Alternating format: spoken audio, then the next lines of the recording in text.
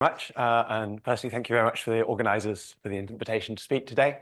And of course, special thanks to the high-field solid-state NMR facility here, which benefits a lot for the measurements in the work I'm presenting today and generally throughout my PhD, and the Panacea network as well. I just mentioned that as well, which has some contribution to this work and I benefited from as well recently.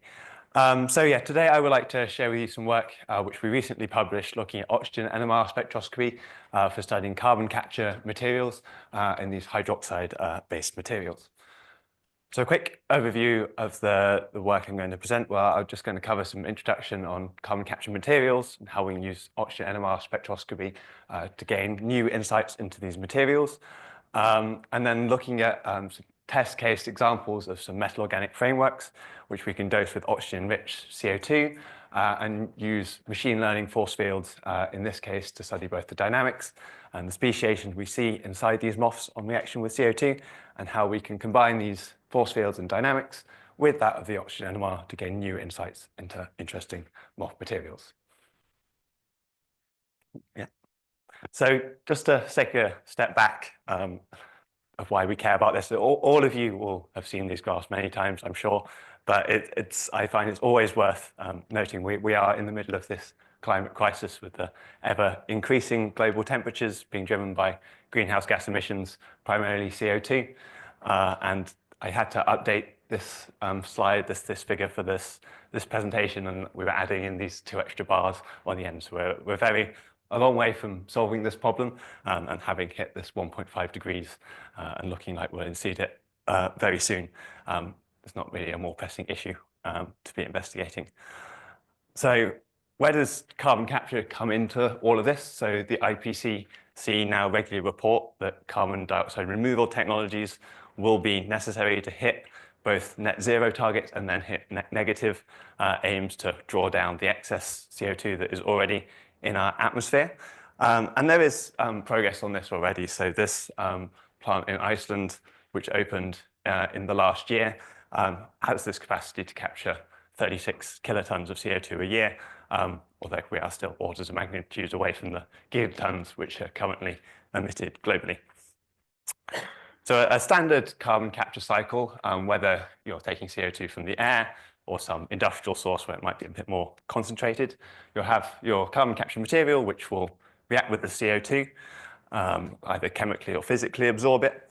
You'll then hit this material with some external stimulus. So this can be temperature, pressure, humidity, or some combination of these. This will initiate CO2 release in a concentrated gas stream, which you can then take for geological sequestration, for example, or utilization in some other chemical process. And this will regenerate your material, hopefully in a cyclical manner, which you can use over many cycles.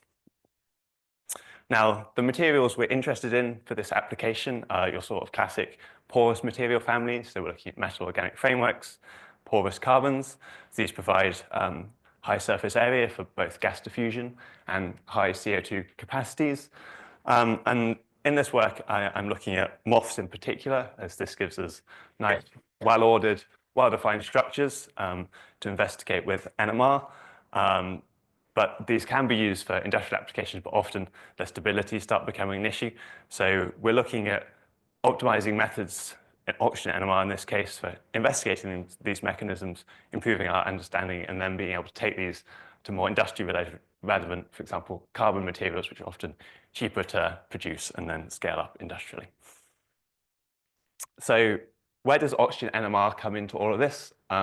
Well, at a very pragmatic level, CO2 is 2/3 oxygen.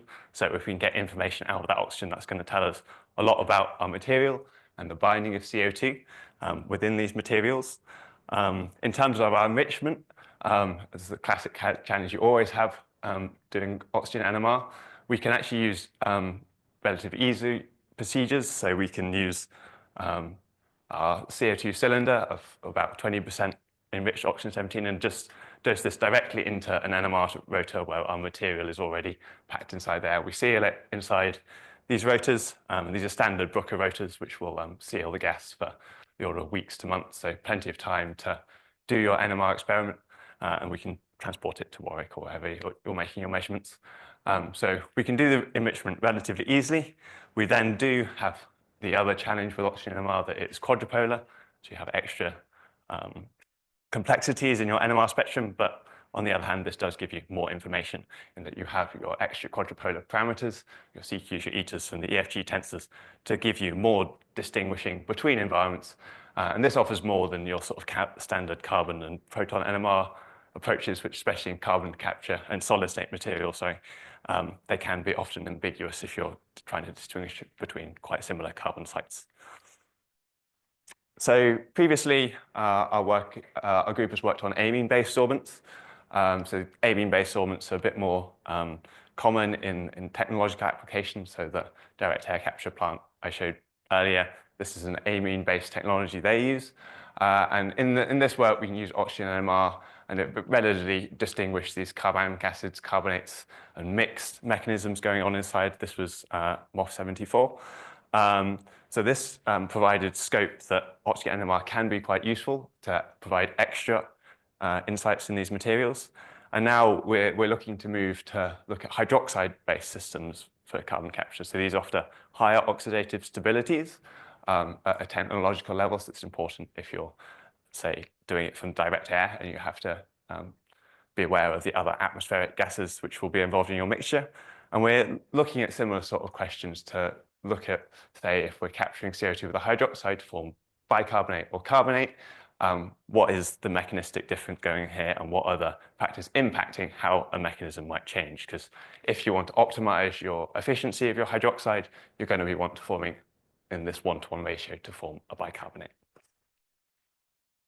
So when we approach this sort of open question of how to study hydroxides with oxygen NMR, we need to define the parameter space that we're going to be expecting and looking at when we do the oxygen NMR. So we took a very sort of generalized approach here and just took these simple clusters of bicarbonate and carbonate, did some simple DFT on these to give us sort of a broad spectrum of where we might be seeing the parameters. So we use these water molecule hydrations to sort of simulate both water hydration, but general hydrogen bonding you might see inside a pore of some MOF material, for example. And we can nicely see we expect to be able to distinguish between these carbonyl, hydroxyl, and water environments. So the first case study I'd like to present is this MFU4L metal organic framework. So this is a zinc-based MOF with these cubic pores, cubic channels promoting the CO2 diffusion. And it has this known mechanism in this 1-to-1 ratio with a hydroxide and this isolated zinc hydroxide site to form this bicarbonate motif. And this mechanism is established through IR spectroscopy, and it provides a nice starting point for investigating oxygen NMR for this application. So this is a spectrum on the right we obtain at 1 gigahertz. And we can make assignments based off those preliminary DFT calculations we've already made. So at the high shift, we get the carbonyls. Hydroxyls have this nice quadrupolar line shape around 100 ppm. We get very strong signal from physisorbed CO2, so the CO2 that's just sitting inside the pores, not reacted with the hydroxide explicitly. And then at low shifts, we see a small intensity for this peak of unreacted zinc hydroxide. I sort of say unreacted with a slight caveat there that it has reacted in that it has been enriched by the CO2 we're seeing in the spectrum, so it must have some oxygen-17 labeling, but it's not permanently binding that CO2. So there's some reversibility going on even when we're dosing it with the CO2. So we can also aid these assignments by doing some proton-oxygen correlation experiments. So this was thanks for Jennifer Gomez through the Panacea program. We did DR enact in this case. You can see at low recoupling times, we only see evidence of both the hydroxyl environments because of their stronger dipolar coupling. And as we go to longer recoupling times, we start seeing the carbonyl species as well, where it's seeing enhancements from both the framework protons and the bicarbonate protons. And then if we extend that even further to long recoupling times, then we start to diminish the strong dipolar interaction as well. So the keen-eyed among you will have noticed that the CQs I'm reporting in these DFT calculations would suggest slightly broader lines than the quite narrow ones I'm seeing in my spectrum here. So the question is, are we seeing, is the static DFT accurate for this application, these MOF systems we're looking at here? And the answer to that question is no. So if we compare the static DFT of some plane wave cluster plane wave solid state structures, we know of the metal organic framework, we see very poor matching to the experimental spectrum. And this is unlike for the amine-based systems we previously studied. So static DFT did describe those spectrum pretty well, but here we're missing something in these hydroxide materials. And the piece we're missing is dynamics. So there are many ways you can simulate dynamics for NMR, but we took this machine learning force field approach. So this allows us to do molecular dynamic simulations with DFT level accuracy, but a fraction of the computational cost. Because once you've trained your force field, you can run these calculations very, very, very quickly indeed. So the first thing we can investigate, we just run an MD simulation. We can take snapshots of that trajectory and do DFT NMR calculations on those to give us the tensors and average out across our trajectory. So I should add here the force field we use for this. This is from Gabor Charny's group in Cambridge. They trained a machine learning model on the entire materials project. So using DFT structures in there to give a very generalized force field for general materials use. And then they can refine this, take this and refine it on specific structures. So they took the general force field, refined it on the MOF we're looking at here to give more accurate results. So taking this tensor averaging, we can improve our static DFT results to give, we're taking one step closer to the experimental spectrum. So our hydroxyl environment with this seesaw motion of these two carbonyls sliding back and forth off the zinc hydroxide. This hydroxyl environment is looking more promising. It's closer to the experimental spectrum. However, even though these line shapes become narrower as the quadrupolar tensor is averaged and that second order effect becomes lessened, we'd still see two distinct sites. This proton is still fixed on one side, so there's one oxygen which is always closer to the proton than the other. So the bit we're missing here is looking at longer timescales, so looking at more intermediate exchange. And again, we can look at this using the same machine learning force field approach. So we can plot the energy surface of the MOF and of the CO2 binding. We can calculate potential barriers for potential processes, in this case, a proton hop, which will make those two carbonyl oxygens equivalent. And we can calculate a rate constant for this process. And then taking this rate constant, we can go into your stochastic hopping modeling packages. So in this case, we use Express. And this we can use to make those two sites equivalent with the rate constant in question. So this gives the spectrum on the right here. We see a coalescence of those two peaks at the rate constant we calculate of 2.4 times 10 to the 5. But this is not the complete picture. We're still a bit broad. The hydroxyl peak is not averaged in this because we're just able to consider those two hydroxyl environments when this hop occurs. So to pull it all together to get the most complete picture, we combine both the fast and the intermediate exchange regimes here and the modeling methods we use. So we take the MD sampled and average results from the first methods I showed. We input those into the intermediate exchange regime using the rate constant we calculate, and that gives us the best model we have for this material. So we can see the hydroxyl environment is now matching reasonably well. The carbonyl peak, although not perfect, it's now a bit narrower, and this is our best model system. So it's not perfect, but as a simulation which purely comes from computational results, we are able to pretty well fit or explain why our experimental spectrum looks the way it does.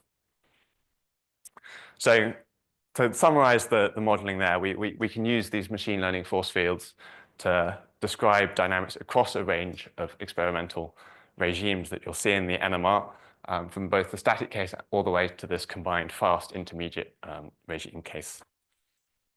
So the question is, can we take the learnings we have from this more well-established metal organic framework and apply it to a more new MOF where the mechanism is a bit more uncertain?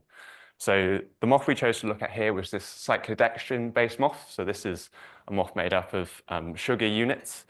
So you've got large circular cyclodextrin units in the middle here, and then potassium cations coordinating these sugar units together. And each potassium cation has a hydroxide counterion associated with it, and this hydroxide can undergo these classic hydroxide carbon capture chemistries.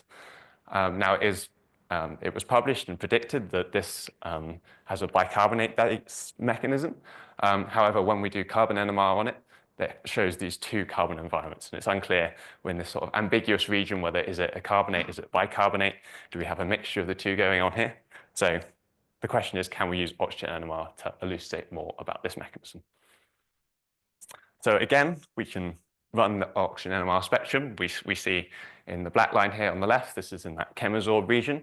The peak on the right is the physisorbed CO2, so we can somewhat ignore that for the purposes of this discussion. And again, we can do plane wave DFT and find it is indeed inaccurate. So again, we're missing something here, potentially with the dynamics. And we can also compare to other model compounds. So this is just a bicarbonate and carbonate crystal solid. This is natural abundance, so not the highest resolution, but it does quite compellingly indicate we might be looking at some mixture of two bicarbonates and carbonates here.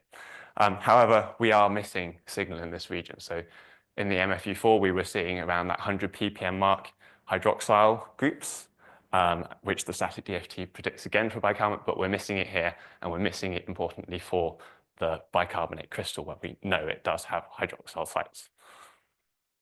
So again, we can look at the dynamics here. So the crystal structure of potassium bicarbonate has this dimer-type structure, and when it's in certain phases, these protons are going to hop back and forth. So we can again use the fast regime averaging to improve our spectrum from the static DFT that doesn't predict the spectrum to one which gets closer to predicting this natural abundance spectrum. And we can take these learnings onto the CD moth. So through some MQS and multi-field fitting, we can get this free environment fit on the right. And we find two of these environments match very well to the bicarbonate crystal structure and the modeling we predict from the MD simulation. So on the left, the high field, we have carbonyl environments. And then on the right, we have this peak, which is symptomatic of this dynamic hydroxyl carbonyl exchange. So this peak on the right in blue here matches reasonably well to this green peak on the right. So this is a hydroxyl right that proton is hopping back and forth to give some averaging over. We then have this final peak in the middle, which again is in this carbonyl region, and we assign this to a carbonate species, so carbonyls of carbonate. And this is going back to the carbon NMR we have from the start. So we know there should be two carbon species here. So we've got two oxygen environments corresponding to a bicarbonate and one carbonyl environment corresponding to a carbonate. And the final piece to bring this all together, we can go back to the machine learning molecular dynamics. And we can do, because it's such a large crystal structure, we can do this only qualitatively. The DFT NMR is too computationally expensive. But we can observe just in the trajectories we run that there are these motifs where we have an unreacted hydroxide can come up to the bicarbonate and produce through the hydrogen bonding network potential pathways for proton transfer. And this would allow for what we're sort of hypothesizing here, that this hydroxyl environment would be dynamic, converting between carbonyl and hydroxyls. And indeed, it could be deprotonated by the hydroxide to form a carbonate. So in summary, we've shown that oxygen NMR is a promising tool for the study of these hydroxide-based carbon capture materials, expanding their potential application beyond that of the previously studied amine-based materials. We've shown that dynamics are very important to both consider and to be able to simulate in order to accurately assign spectrum. If you're just doing static DFT, you might erroneously think either your model's wrong or your spectrum erroneously assign your spectrum.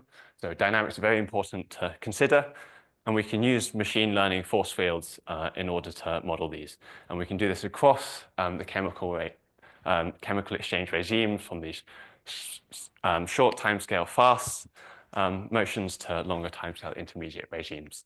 And finally, using these established methods, we can then give new insights into carbon capture materials. So finally, I'd just like to thank especially Lars Chef at the top left here, who did all the machine learning training and modeling in this work.